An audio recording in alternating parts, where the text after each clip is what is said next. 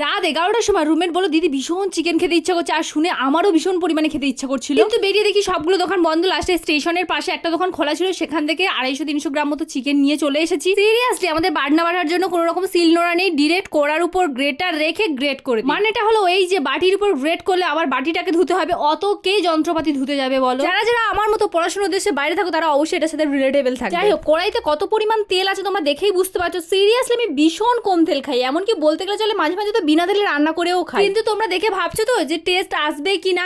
Seriously ভীষণ test হয়েছিল খেতে চিকেনটা। আমার ভিডিওতে একটা আপু কমেন্ট করে বলেছে দিদি প্লিজ আমার নামটা নিও, হাই মিম। যাই হোক, তোমাদের সাথে বকবক করতে করতে আমার চিকেনটা অলমোস্ট রান্না করা কমপ্লিট। আচ্ছা, আমার মতো কারা কারা মুড়ি পাগল আছো অবশ্যই কমেন্ট করে জানিও। মানে আমার সকালে ঘুম ভাঙে মুড়ি খেতে, আর রাতে ঘুমাই মুড়ি খেতে। মানে আমার যে কোনো তরকারির সাথে মুড়ি খেতে ভীষণ ভালো লাগে, আরো যদি হয় চিকেন। যাই হোক, ভিডিওটি এই পর্যন্ত ভালো লাগলে অবশ্যই একটা লাইক করবেন, চ্যানেলকে অবশ্যই সাবস্ক্রাইব করবেন। Thanks for watching.